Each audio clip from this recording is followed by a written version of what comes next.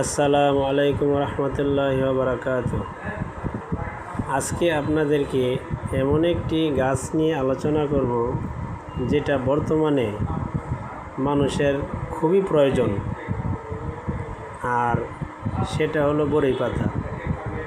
বর্তমানে মানুষের শরীরে দেখবেন প্রচুর চুলকানি, যার কারণে মানুষ রাতে ঘুমাতে পারে না। আর এই বড়ি পাতা দিয়ে যদি আপনারা দুটি নিয়মে প্রয়োগ করেন, ইনশাল্লাহ আশা করি আপনাদের চুলকানি সেরে যাবে। একটি উপায় হলো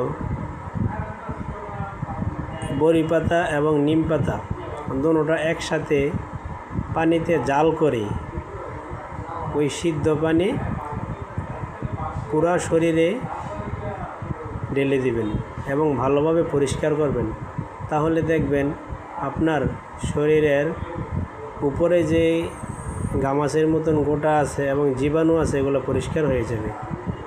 আর আরেকটি নিয়ম হলো এই নিম পাতা এবং বড়ি পাতা এবং কাঁচা হলুদ এই তিনটা সম পরিমাণে একসাথে নেবেন, নিয়ে ব্লেন্ড করে অথবা পাটায় বেটে ছোট ছোট আকারে বড়ি বানাবেন এবং এগুলো রোদে শুকাবেন।